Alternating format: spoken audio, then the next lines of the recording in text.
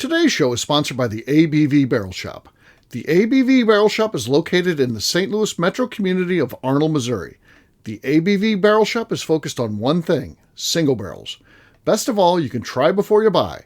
Head over to abvbarrelshop.com to sign up for their email and text distribution so you know what they have in stock, what classes are coming up, and who from the industry may be coming in to visit. The ABV Barrel Shop. It's where single barrels live. We are also sponsored by the Bar to Go. The Bar to Go offers traveling minibars that are no bigger than a small purse or toiletry bag.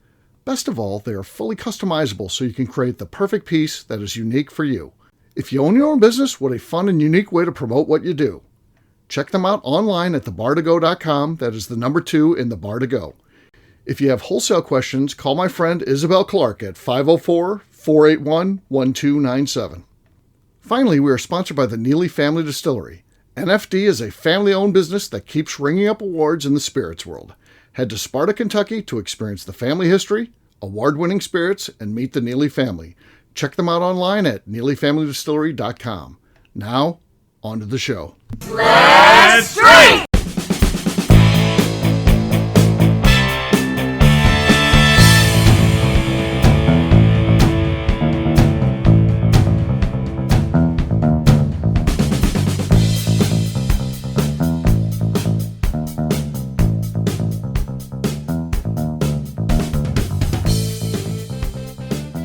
Welcome to the Bourbon Daily, the podcast about everything bourbon delivered to you every day of the week.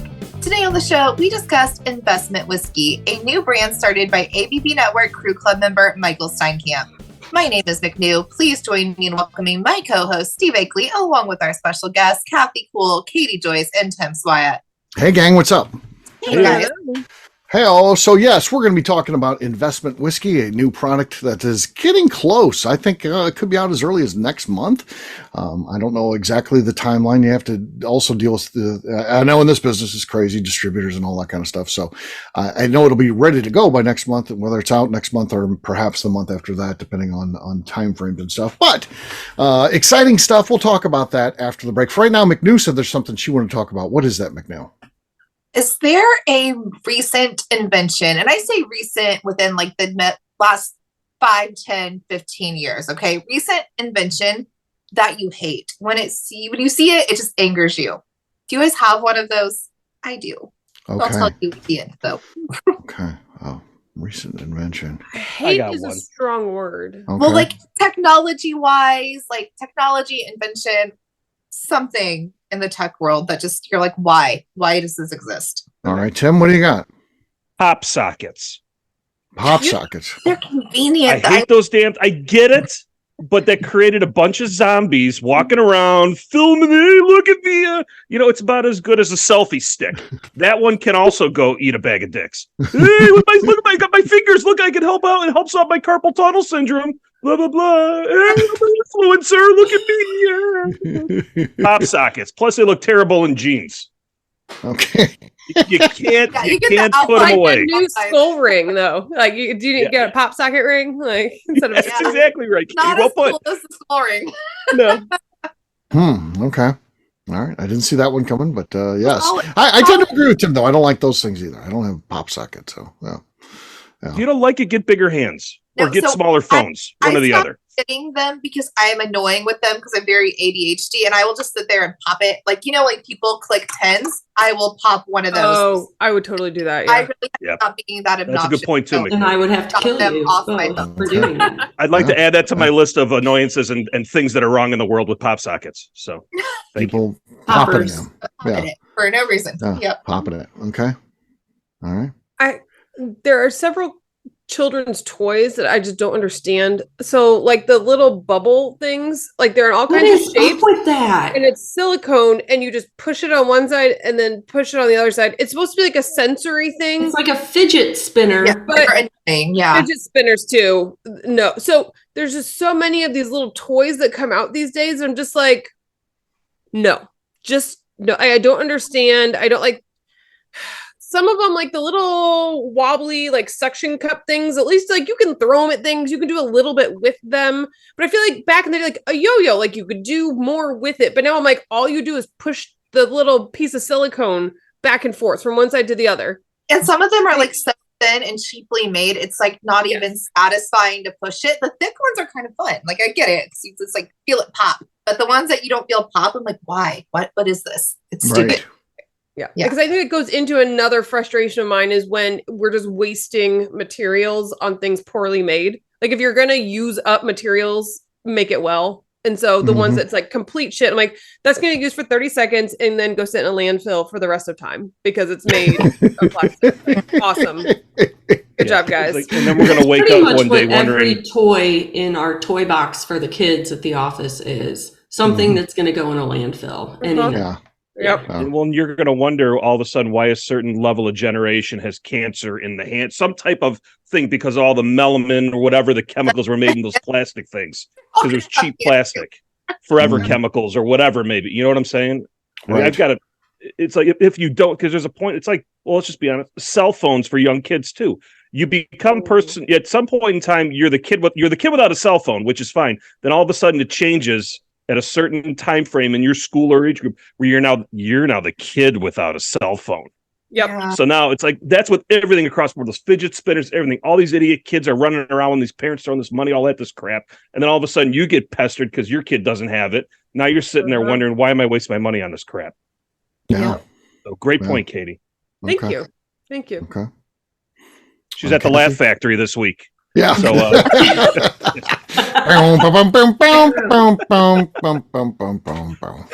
go ahead. Was that from the? Never mind. That's Seinfeld. Yeah. He's gonna start sitting in different rooms of my house each time we record, and we'll see what each one looks like. Then we'll just, So Katie's gonna start coming. Hi, what's the deal about this? I just don't know. Maybe that's a Katie's whole new persona is going to change. Now, a stand-up comedian. What's to do with airline peanuts? Yeah, okay. All right, Kathy, what about you? Something that's just annoying. Does it have to be technology, or can I just pick influencers in general? Like people who aspire to be an influencer. Yeah. Influencers. I guess those are kind of an invention. They didn't exist 20 years ago. It's a social invention, I guess. But I mean, a little abstract with the question. Like there are kids that want to grow up to be influencers. The kids who say they want to be YouTubers. It's really hard for me to grasp my mind around it because I'm like, that's not a real job. Which, I mean, people do make money from it.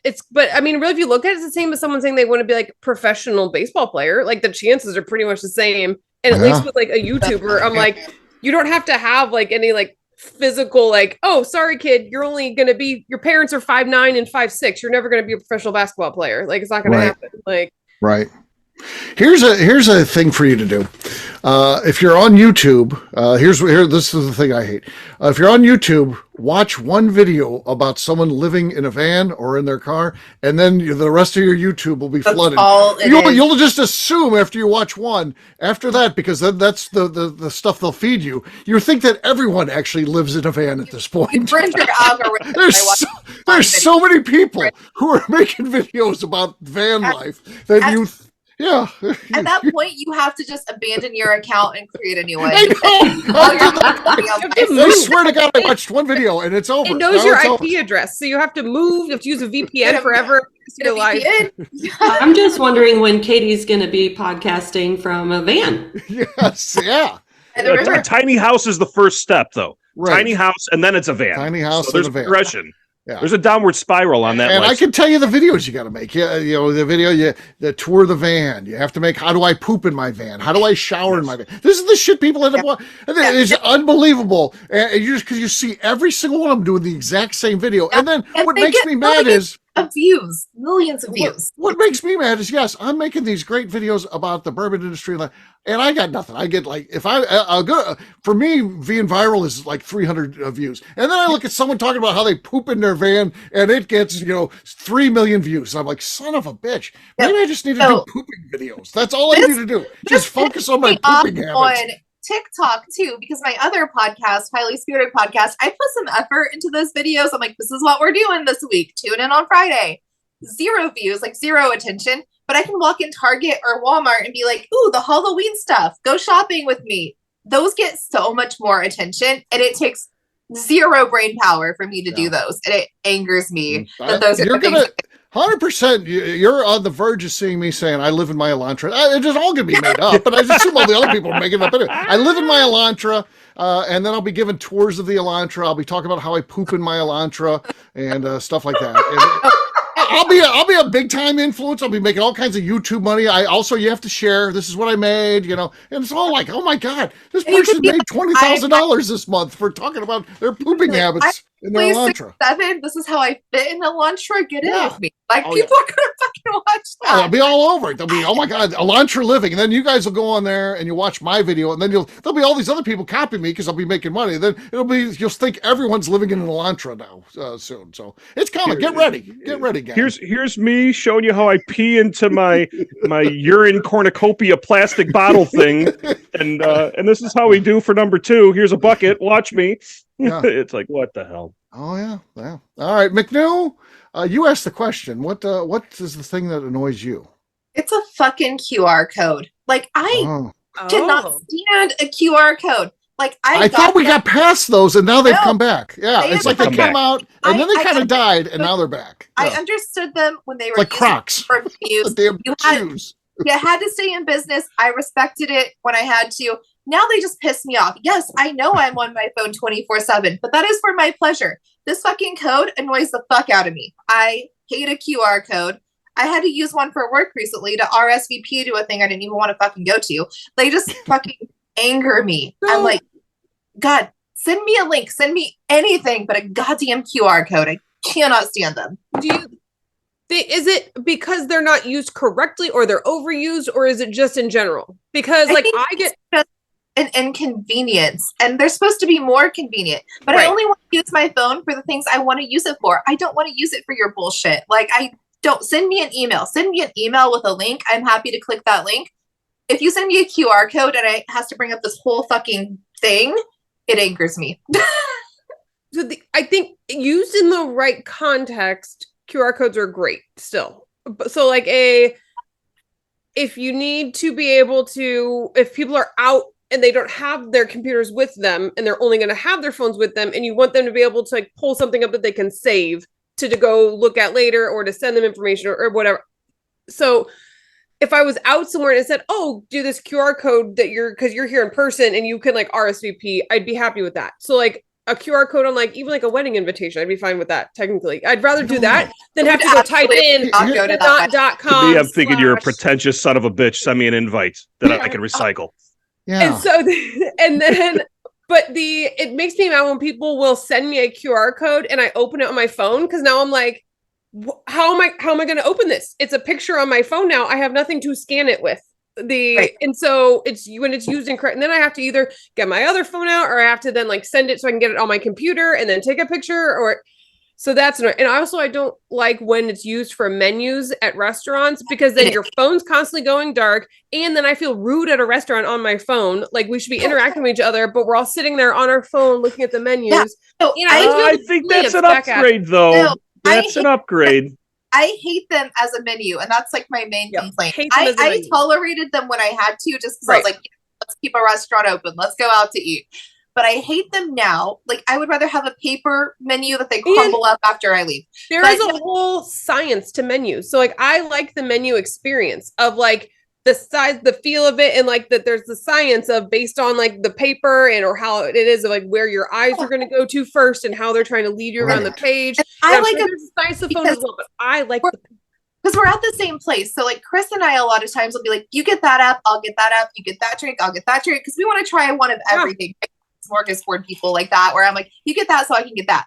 But if we're on a QR code, I don't know where he's scrolled to. He doesn't know where I'm scrolled to. But I like on his menu be like, you get that so I can get this. Like, that's how I like the restaurant. And another thing, back and forth, you have to purposefully go to different areas. You're better at this stuff than me, Katie. You can tell me, but is there a potential issue here, right? And again, I don't like QR codes either, especially in things like restaurants where you get spam emails all the time. Click on this link, and everybody would tell you don't click on that link. But what if someone is taking where you're scanning this, and then they print out stickers that are that size, and it takes you hit what you're thinking of scanning the restaurant menu, but it takes you to some place that grabs your personal information, or whatever it is that the people that have you click on the links. There's the potential for that too on a wide scale basis somewhere, I would think. Or it signs you up for cat facts. And you can't unsubscribe. Yeah, you can never get out of the cat facts. It's a daily cat fact.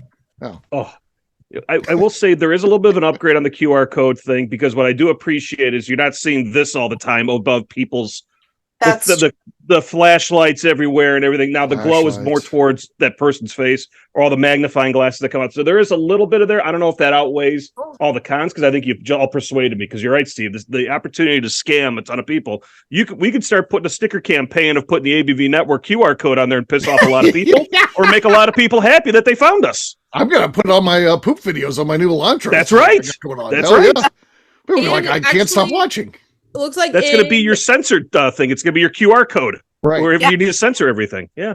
There you go. I see a news article here from January of this year that says the FBI recently issued a QR code warning that says criminals are putting stickers of fake codes over the real ones. There you go. That I would assume that again, great people points, are bad. They're just people suck, and if they can figure out a way to cheat people who are just trying to do something as simple as scanning something like a restaurant, they'll do it. A menu, they'll do it. Well, especially because at a restaurant, even if they have the option to check out, absolutely, I'll scan it, I'll order it, and I'll pay for it right there. That code I just clicked on, so they could easily send you to the wrong website that they just created look like where you're at. Oh my gosh. Yeah.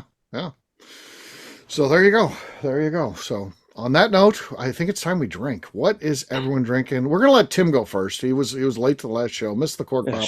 Tried to do a late one and beat Katie though. So tried to do a late one. You did an early one, and I fell asleep on the couch. So here we go. I took a nap during the Dallas game. We got a bottle of Bloody Butcher Red Corn Whiskey from the ABV Barrel Shop, Wood Hot Spirits. Okay. All right, that was a little sloshy. Slosh to go with it, but we did hear a pop. So there was a pop. And I did it right-handed too. I usually pop with my left hand. I realized I was going through this. I'm like, oh boy, this is something's wrong. That's been your problem. Ugly. Maybe you pop with your left hand and your hand blocks it from the microphone. So maybe you need to do it with your right hand so that the pop goes to the microphone. We're going to analyze all of this. This is going to be great. All right, McNew, you're next. What do you got? I don't think it's going to do much because these are gorgeous corks from Hard Truth Hills, but they really don't do shit after the first one. So, no. Okay. Still got the lead. I think you got the lead barely. With you with that slosh, you shouldn't be too proud of that, my friend. I am not.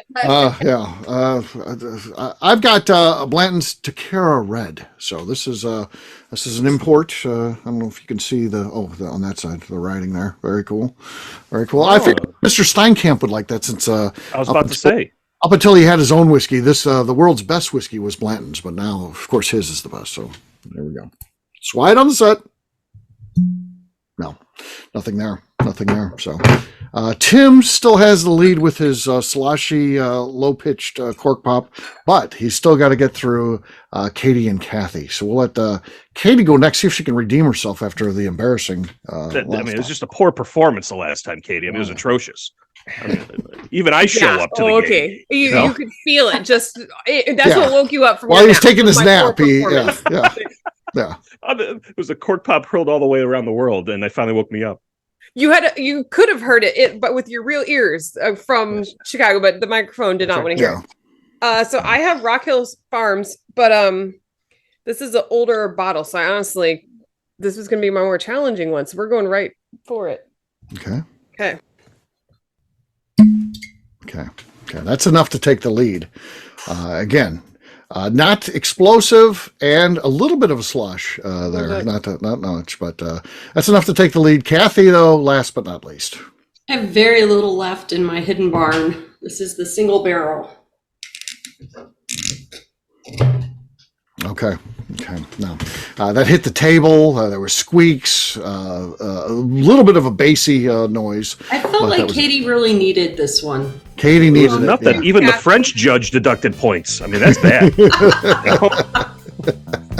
So, cheers to Katie on the win. Cheers. Ding. Ding. All right, we'll take a quick break, and then when we come back, we're going to be talking about investment whiskey. We'll do that in just a few.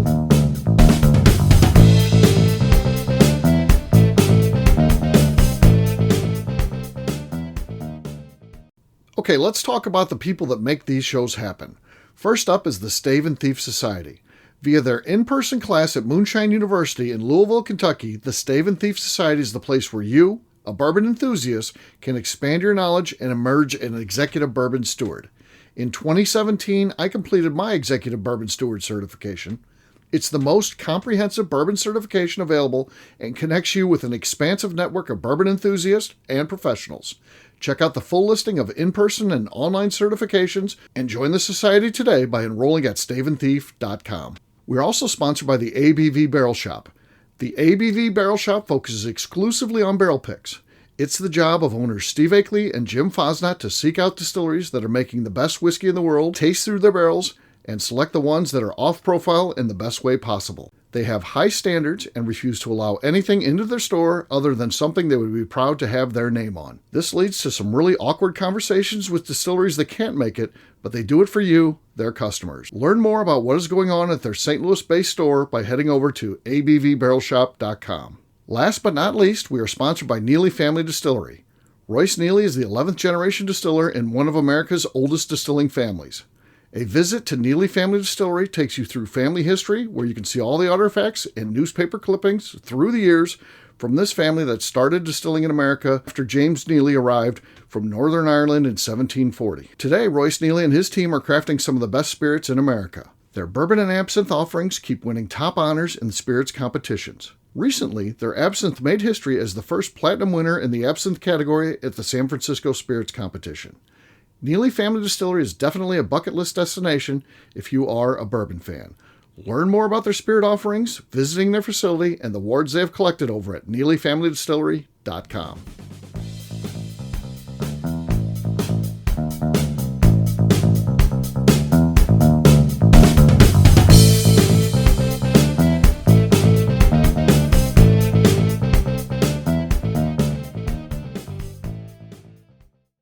This is Willie C. Moore, and I'm here with MB Rowland, and you're listening to the Bourbon Kit Daily. Welcome back to the Bourbon Daily. Today we're talking about Michael Steinkamp's investment whiskey. Yes, we are. So Michael Steinkamp, he is a Barrel Shop Syndicate member, ABV Network Crew Club member, all of that good stuff. And he has his own brand coming out, which is kind of cool. I mean, I know people with brands, but I don't know anybody that has jumped in and taken it from point A to getting product online. I don't know that I've known anybody through that entire process. Maybe I have, but I can't think of anybody off the top of my head for sure. So it's been fun to watch what he's got going on. And like I said, we are very close to him having his first release of this new whiskey, which would be pretty cool. I believe it's a Madeira cask, or no, it's a port cask finish is his first one. Port cask first, right? Yeah, I think you're right. Madeira's the next one, so port cask first. And it's supposed to be bottled up and ready to go in October, like I said, mid-October. So whether or not it is out in that month or not, I don't know. Again, some of that's maybe even out of his hands, but we'll see. We know that it's coming out soon. So is this exciting, guys? What do you think about something like this? Yeah. And I like his play on words, investment whiskey. Like that's like, so just kind of knows. I love the name that he picked for that. Yeah. Yeah. I think it's good. Yeah. I mean, you're investing in friendships and stuff like that. Do we think though, with the name, is it going to be hard to market? Because if you look up investment whiskey, it's going to come up with like happy whiskeys to invest in. True. Well, you know, initially scams. Initially that could work against him, but I feel like if the product, if he can grassroots this thing and get it big enough, you think about, there are people who maybe Google, I want to invest in whiskey, and then his brand pops up. The reverse of that starts to happen too, because a lot more people are just in, Googling investing in whiskey. And then if his investment whiskey comes up, not necessarily that it's that's something that people can make money off, because it's going to be a new product. But I think something that may be a little bit of a problem initially, I think could be a benefit if he sticks with it. A little Google AdWord search capabilities there, be able to bring his stuff up to the forefront when people type those keywords in, or specific keywords in, may be helpful to push the brand.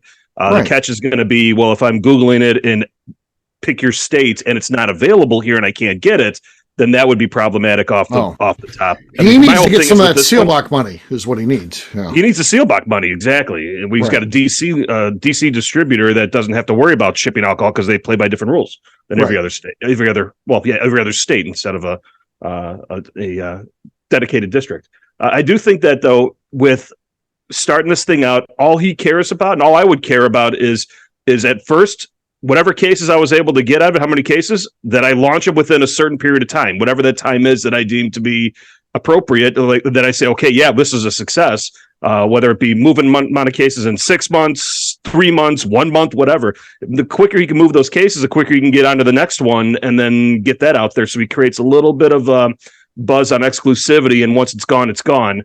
And I think he's got a good enough network here that a lot of people are going to try it. But at the end of the day, it's the third bottle that he wants to sell, not necessarily the first. The first one's great. The second one's better. The third one means I got a customer.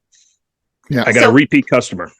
Where's he distributing, Steve? Is it just Missouri, or is I think he's so small at first? It's going to be just Missouri. So is it just your shop, or no? He will be distributing, and again, I don't think he has any distribution because he doesn't have product yet. But his plans are to take it to key shops around Missouri, which of course he's in a band that plays across the state, and he feels like he can get those interactions and what he needs to get while he's traveling around for the band, and then and get it into the stores. So you can self-distribute in Missouri even if you are a source brand. So he'll be self-distributing, which is good.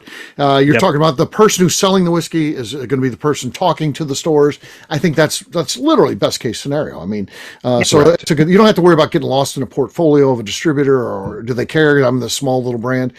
He's going to be representing himself, which is good. So yeah, he'll be able to. He doesn't have to sell a minimum amount with that self. You could sell. The establishment's fine. We'll take 1 bottle, 2 bottles. He could do that. He doesn't have to sell by minimum denomination. Correct. That's another big plus. Yeah. Are you doing small batches or single barrels?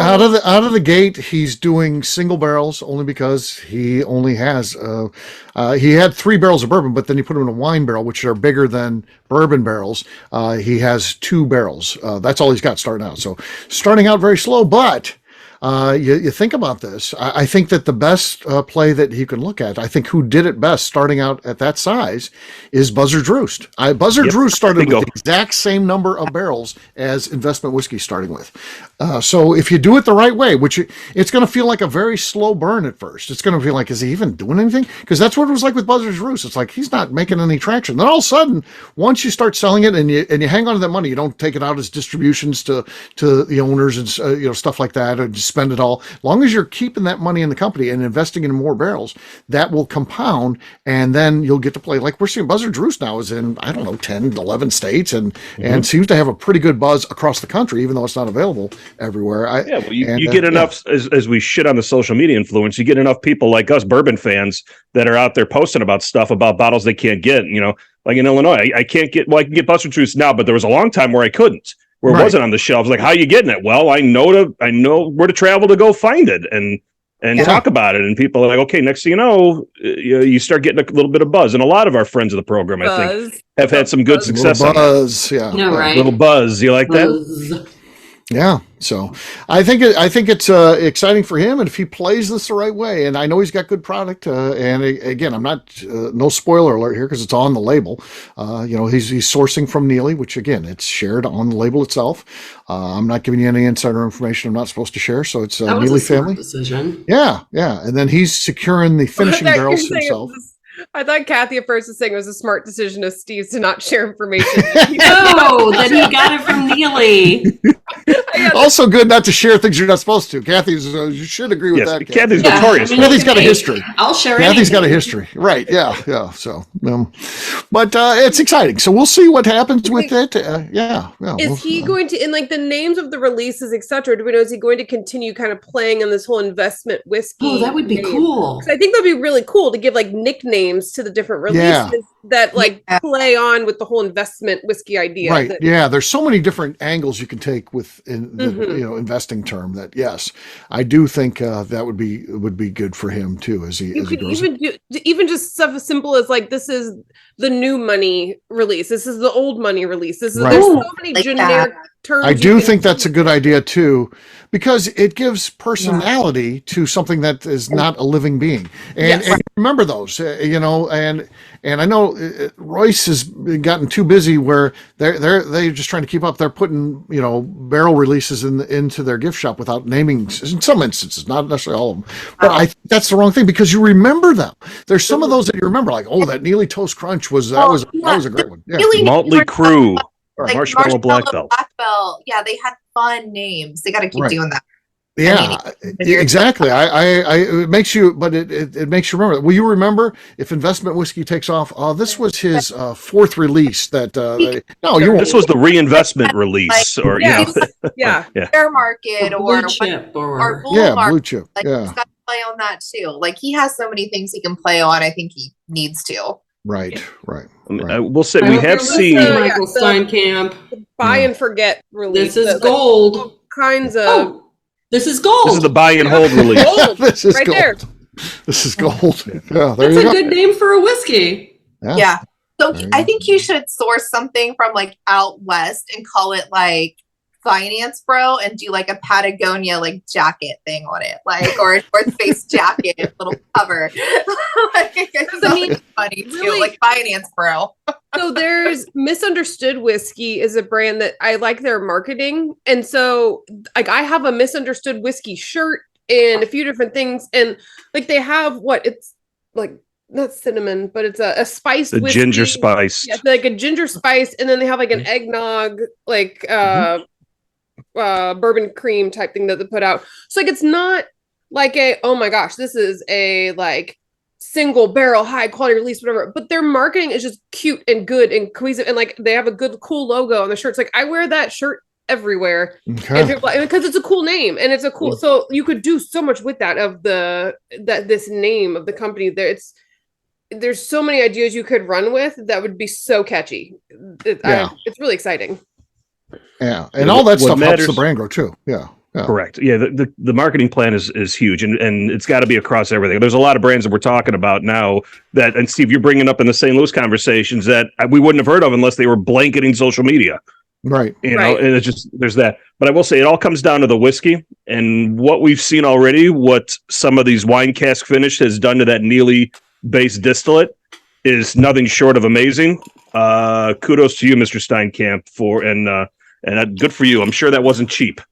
So it's going to be very interesting to see how this product turns out, because it's at the end of the day, the whiskey's got to be quality, and if you buy quality, you only cry once.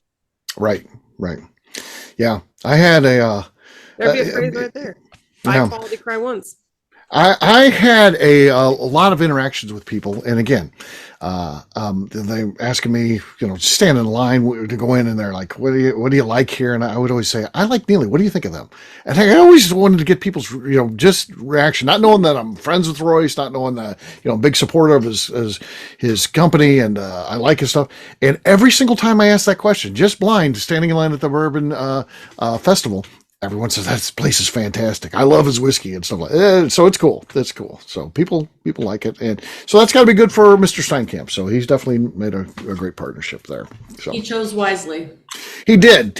So on that note, we'll wrap this one up as we always do by talking about where people can find us. Kathy, we'll start with you. Where can people find you? You can find me on Instagram at KKCaskStrength. Tim. You can find me buying tickets at the Chuckle Hut for Katie Joyce's recent appearance coming up here later in the week, and on Instagram at SwyGuy2112. All right, Katie. That's what they called your house, the Chuckle Hut. The Chuckle Hut, yes. Oh.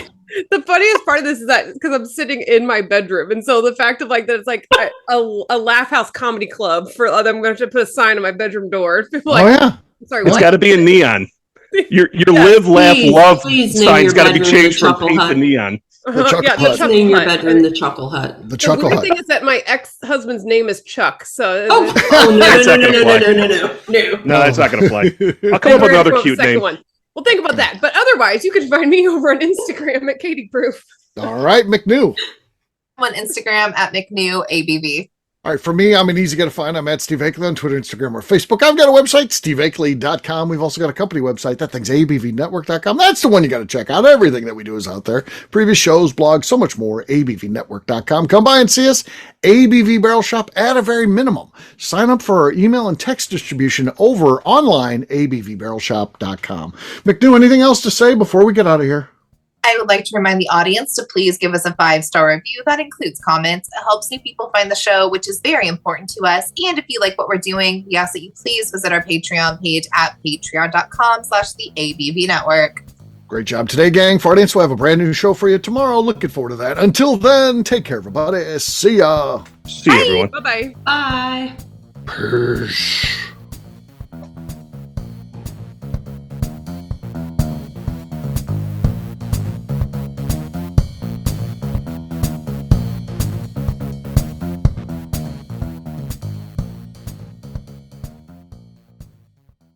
Before we finish the show, let's talk about some of the great companies that support the ABV network. First up is Moonshine Still Pro. Moonshine Still Pro is owned and operated by Russell Creed, who makes stills for the hobby distiller.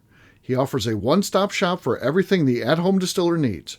Whether it's a small, experimental stovetop still or something bigger you run outside, he has the still or parts you would have difficulty fabricating yourself if you were trying to build a DIY still project. Additionally, he has resources to assist in creating unique distilled spirits, including heirloom grains, barrels for aging, and recipes. Check out Russell's company online at moonshinestillpro.com. Finally, I have a question for you. Have you ever boxed a bear? Of course not. That'd be silly. Bears really don't follow the rules, so shots in the back of the head, punches to the nuts, and scrums after the bell would be the norm. A better idea would be to enjoy Boxing Bear Whiskey, a brand crafted by Nobleton's Distilling House in Union, Missouri, and sold exclusively at the ABV Barrel Shop in suburban St. Louis. This is a popular offering that sells out quickly, but when you're in town, stop by the ABV Barrel Shop and see if they have it in stock. Better yet, sign up for their email and text distribution over at abvbarrelshop.com, and you'll know exactly when it is in stock. This is Steve Akeley, owner of the ABV Network, signing off. We thank you for listening to our programming and truly appreciate your support. The Bourbon Daily is part of the ABV Network. For more information or to become a sponsor, please visit abvnetwork.com. Thanks for listening and cheers. This has been a Steve Akeley production.